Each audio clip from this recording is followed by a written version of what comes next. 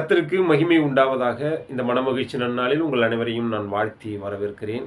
இன்றைய நாளிலும் கர்த்தருடைய வார்த்தை என்ற தலைப்பில் தேவனுடைய வார்த்தையை உங்களோடு பகிர்ந்து கொள்ள ஆசைப்படுகிறேன்.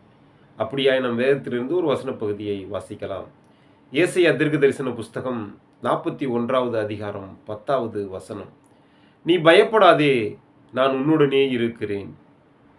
திகையாதே, நான் உன் தேவன். நான் உன்னை பலப்படுத்தி உனக்கு சகாயம் பண்ணுவேன். என் நீதியின் வலது கரத்தினால் உன்னை தாங்குவேன். கர்த்தருக்கு மகிமை உண்டாகட்டும். நம் ஆண்டவராகிய இயேசு கிறிஸ்து இந்த நன்னாளில் நம்மோடு கடந்து வந்து நமக்கு ஒரு வாக்குறுதியை கொடுக்கிறார். நான் உங்களுக்கு சகாயம் செய்து என்னுடைய நீதியின் வலது கரத்தினால் உங்களை தாங்குவேன் என்று. இந்த வசன பகுதியை நாம் பார்த்தோமேயானால் விசுவாச மக்களுக்கு ஆண்டவர் கொடுக்கிற ஆறுதலையும் பாதுகாப்பையும் பலத்தையும் உதவியையும் வெளிப்படுத்துகிறது. கர்த்தருக்கு பிரியமான அன்பு சகோதர சகோதரிகளே, இந்த வசனத்தின் ஆழமான சத்தியங்களை நாம் பார்த்தோமேயானால் இந்த வசனம் நமக்கு 5 காரியங்களை உணர்த்துகிறதாய் நான் உணர்ந்தேன். அதை உங்களோடு பகிர்ந்து கொள்ளவும் ஆசைப்படுகிறேன்.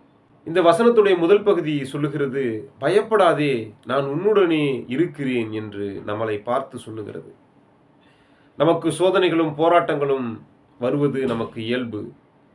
அப்பொழுது சோதனைகளும் போராட்டங்களும் வருகிற நேரத்தில் நாம் அதையெல்லாம் பார்த்து பயந்து போகிற சூழ்நிலை இருக்குமே. ஆனால் கர்த்தருடைய வார்த்தை இன்று கடந்து வந்து சொல்லுகிறது, நீ பயப்படாதே, நான் உன்னுடனே கூட இருக்கிறேன் என்று நமக்கு ஆறுதலையும் பலத்தையும் கொடுக்கிற விதமாய் இந்த வார்த்தை நமக்கு வாக்கு கொடுக்கிறது. இரண்டாவதாக, திகையாதே, நான் உன்னுடனே இருக்கிறேன் என்று ஆண்டவர் சொல்லுகிறார்.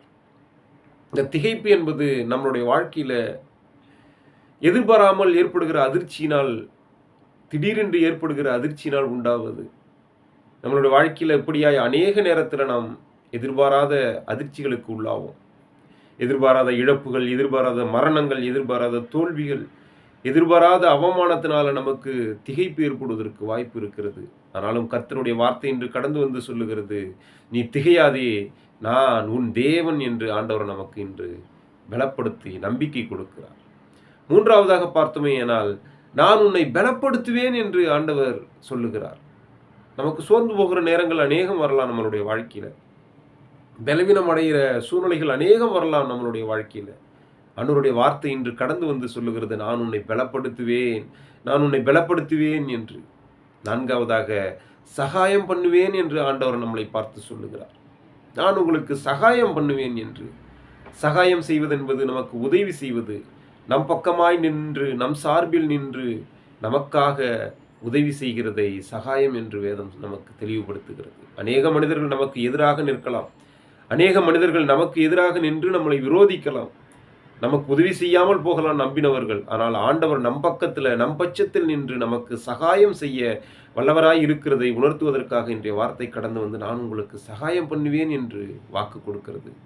கடைசியாய் நாம் பார்த்தோமே, ஏனால் நீதியின் வலதுகரத்தினால் தாங்குவேன் என்று ஆண்டவர் நம்மளை பார்த்து சொல்லுகிறார். வலதுகரம் என்பது கர்த்தருடைய வல்லமையை குறிக்கிறதாய் வேதம் நமக்கு காண்பிக்கிறது. அப்படியாப்பட்ட வல்லமையுள்ள கரத்தினால் நம்மளை தாங்குவேன், நம்மளை கைவிடாதிருப்பேன், தொடர்ந்து நம்மளை நடத்துவேன் என்று ஆண்டவர் தன்னுடைய நீதியின் வலதுகரத்தினால் தாங்குவேன் என்று நமக்கு வாக்கு கொடுக்கிறார். கர்த்தருக்கு பிரியமானவர்களே, இந்த வாக்கு தத்தங்களை நாம் விசுவாசிப்போம். அன்றைய நாட்களில் பாபிலோன் சிறையிருப்பில் இருந்த இந்த இஸ்ரவேல் ஜனங்களுக்கு நம்பிக்கை கொடுக்கிற விதமாய் ஆண்டவர் இந்த வார்த்தைகளை கொடுத்தார். இன்றுக்கும் இந்த வார்த்தையை கேட்கிற அநேக கடனால, வாழ்க்கையோட எதிர்காலத்தினால, சோர்வுனால, வியாதியினால, குடும்பத்தில் இருக்கிற குழப்பத்தினால, இப்படி அநேக பாபிலோன் சிறையிருப்புகளை இருக்கிற மனிதர்களுக்கு, ஜனங்களுக்கு ஆண்டவருடைய வார்த்தை இன்று கடந்து வந்து சொல்லுகிறது, நீ பயப்படாதே, நான் உன்னுடனே கூட இருக்கிறேன். நீ திகையாதே, நான் உன் தேவன். நான் உன்னை பலப்படுத்தி உனக்கு சகாயம் பண்ணுவேன். என் நீதியின் வலது கரத்தினால் உன்னை தாங்குவேன் என்று கர்த்தர் நம்மளை தைரியப்படுத்தி கொண்டே இருக்கிறார். இந்த வார்த்தையை விசுவாசிப்போம். இந்த வார்த்தையை நம்புவோம். கர்த்தர் கரத்திலிருந்து நம் சகாயத்தை பெற்றுக்கொள்ளுவோம். இந்த நாள் ஒரு வெற்றி நாளாய் அமைய இயேசுவின் நாமத்தினால உங்களை நான் வாழ்த்துகிறேன். ஆமென், ஆமென்.